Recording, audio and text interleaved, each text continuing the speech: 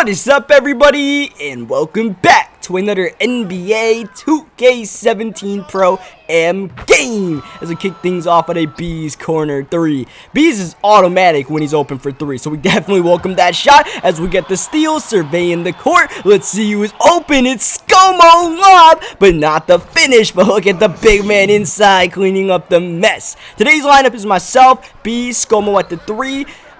Thing you guys are getting used to pretty often now. Walsh at the 4 with his small forward sharpshooter, and then Brian at the center spot as usual, as Brian kicking it out to Walsh. A little two-man game ensuing right here. We're just gonna slow it down, reset the offense since nothing was happening there, and finish the possession with a dunk.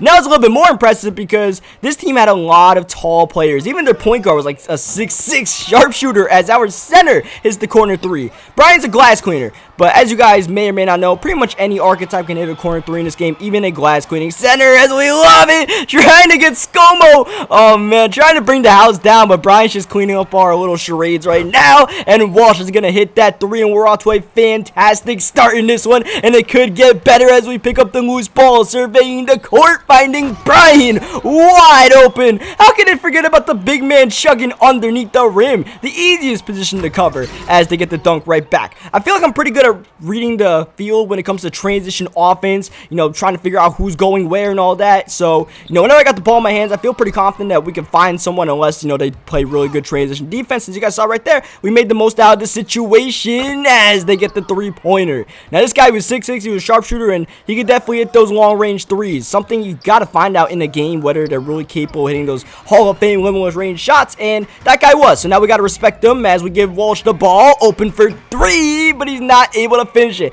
We had the mid-range, but I feel confident that Walsh can make that shot, even though, you know, he wasn't able to make it there. And it's a pass he'll keep on making, even if he misses like a shot or 2 in a row like he's been doing, as they get or actually they get the dunk right there. I thought they got blocked, but they got the shot off as Walsh corner off again. Brian can't get the board. That's going to end the first quarter, 12-23. Good start to this one. These guys, they had an okay record. Not anything to be too scared about. It was about 500, but, you know, like I said, their one big thing was they had a lot of height. So we're going to try to make sure, you know, we don't get blocked at the rim or anything like that. Is, you know, right on the 3-point game is not really working out in our favor. Walsh isn't making his open ones. They are, so we got to make sure we change that quickly. And speaking of getting blocked, we get blocked right there. And that's a shot you just got to take right there. If it gets blocked more often than not, you know, it'll go out of bounds or something. You get the ball back. It's a take at the rim. It's whatever. This guy's like a 6'6" sharpshooter, so, you know, I guess he'll get 1 or 2 of those as he gets that shot. That's what we can't allow right there, as we throw it in the corner to Bees. He's throwing the lob to Scomo, and oh man, we're just throwing everything up, waiting for Scomo to finish one of these, and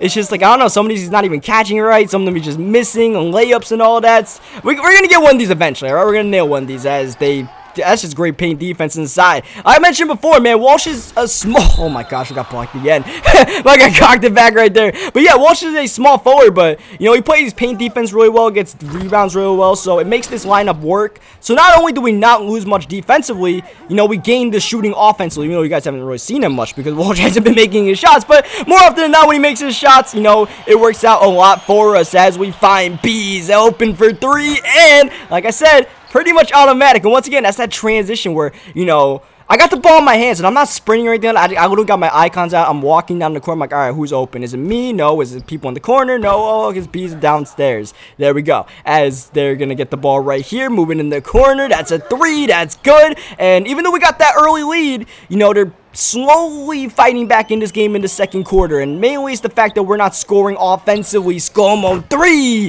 that could be what we need to get the offense going again. So I mean, it's not really anything that I feel like we're doing wrong. I guess we just got to settle down a little bit, because not only is down to 5, and like the main thing is, like, we had like 23 points in the first quarter, and Scomo's starting to find the range to close this second quarter. He can't finish these easy oops, but don't worry, he's a sharpshooter from downtown. It's funny, one of the games we played was I was playing with Scomo. I was like, yo, Scomo, your dude's not making any threes. See right there. That was all about Scomo knocking down his shots. Scomo knocks down 2 threes in a row. That guy runs right at Scomo and leaves the paint wide open for us. But yeah, I was like, yo, Scomo, you might be one of the worst 3-point shooters on the team. I was like, what? I knocked down most of my open threes. I was like, all right. And next game, he like knocked down, what, 4 or 5 threes in the corner. I was like, all right, I guess I was wrong. Like, he's got a playmaker, but you'd be surprised about the amount of threes he can hit, open or not. His Walsh open right there. And I said it before, man. It's the pass I'll keep on making. Even if he's not making those shots, I'll keep on making the pass and trusting him that he'll eventually find the stroke. As Brian, that's just good positioning in there, feeding our big man as they just throw a wild pass inside. It's not going to go. Good defense inside. Brian with the board. We got the ball, looking at Scomo, and he is able to throw it in there. I wanted to lob it. That was definitely a lob intention. We played this game like 2 or 3 weeks ago. I can tell when I'm trying to throw lobs and it doesn't happen. It was probably better that I didn't lob it. And here, it would have been better if I didn't lob it, for sure. But we tried it.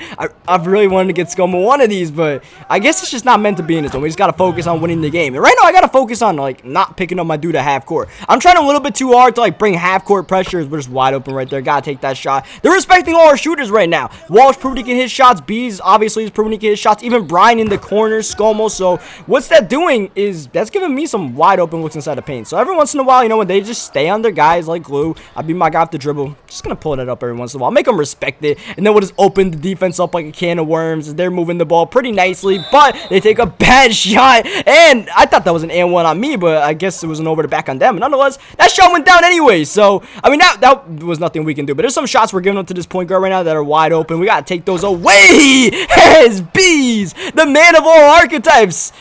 I don't know what the hell is wrong with this player, but he does practically everything. As we're up ahead right here, gonna make sure we don't get blocked this time. We got blocked twice by this man, so I waited just a half second so he would jump as we find Bees. He pulls up a 3. It's no good right there. A little bit in traffic. Here they are running. They're passing. Oh, it looked like they might get blocked by Walsh, but they're able to can it home. A lot of offense in this game, especially since the first quarter for their team as we go inside, finding Brian. Bang from the corner. Probably had a dunk right there, but I don't know. Sometimes you just, you know, I felt that guy jumping. Maybe he might have blocked me. I don't know. I just passed it to Brian anyways. And made the shots. So that's the most important thing. We got one more bucket really to get this double-double as Bees going inside the Brian. He misses the dunk. But one thing I got to say about Bees is that he's the sharpshooter. He's the man of all archetypes, like I said. But he's probably one of the best guys that I play with that knows what they're doing even before they catch the basketball, and especially once they catch the basketball, he knows what he wants. You know, he knows which way he wants to, not exactly like, you know, where he's going to shoot the ball, but which way he wants to attack the defense. If he's going to hesitate and then dribble, go left, go right, what move to make and all of that. And it's impressive because he's got a sharpshooter, and those guys can't really dribble, but, you know, Bees will, you know, take guys off the dribble pretty easily with those guys, and he'll just, like, you know, make plays, you know. So it works out for us as we're in the fourth quarter, and that is Bees time, but he's not able to make that contested layup right there. We've extended the lead up to 15. They inched back into this game, but we kind of turned up the offense a little bit back in that third quarter, kind of focused it once again, and as you guys can see, the results were pretty good as we throw Brian a little bit of a bad pass right there. It's going to end up being a turnover, and the one thing we can't do is get these guys running in transition. You guys remember the last video when we blew like a 22-point lead, mainly because, you know, quick missed shots got them running and gunning as we turn the ball over right here. Turnovers won't help either. As you see, we're trying to play the best defense possible on him, and it ends up working out. This guy tried to throw a lob. I don't know why. It's really not the smart play. Down 11. That's an up 11 play. Throwing a risky lob like that. That was really stupid because they had a little bit of momentum going, and they still do, unfortunately, as they get the wide open 3-point shooter right there, make it a 10-point game. Like I said, a lot of offense, so we just got to keep on firing back, and I feel pretty confident we can keep on going at him. You see Walsh with the nice little crafty layup going lefty to make sure he didn't get blocked.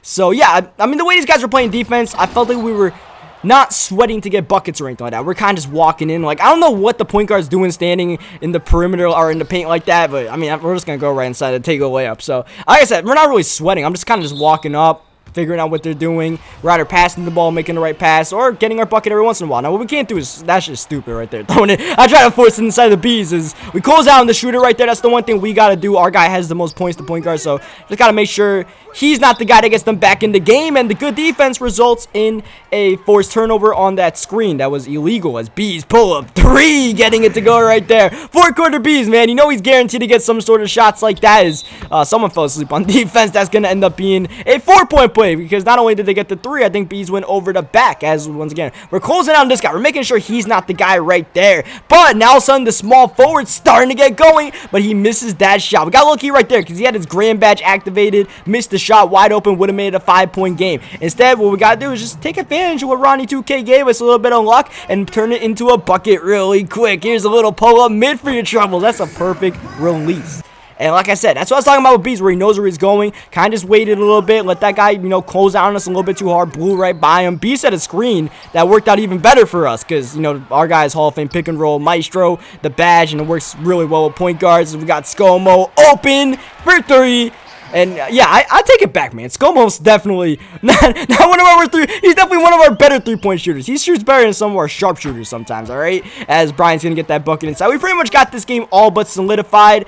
I really didn't feel like this game was ever in danger as we played it, even though these guys were inching back in the game and all that. I believe ScoMo should get the bucket right there, and we got the assist. We'll take it. But yeah, I didn't really feel like they were, you know, battling back in this game. What it really felt like more than anything else was that I was kind of slacking off on D. My guy got some shots up. I was like trying to pick him up at half court, and he would just, you know, go left when I went right and stuff like that. Stupid stuff. But it's the kind of stuff where, like, a lot of times you can win a game by 20, but there's always one guy that's, like, messing around defense, and you end up winning by 10 instead of 20 because of that. And you just got to make sure you don't lose those games. And thankfully, you know, we close it out. 83 points, a lot of points put up. We could put up our nice little stat line of 14 and 16, a nice double-double right there. Now, that's actually going to get us player of the game right there. Something you don't see too often. Usually, I'm just like, you know, sometimes right corner guy. I get a lot of assists, but not many points. But it's our time to shine today. We got player of the game. Nice little 200 VC bonus. Leave a like in the video if you guys enjoyed it. Subscribe for more NBA 2K 17 Pro-Am games. And I'll catch you guys next time.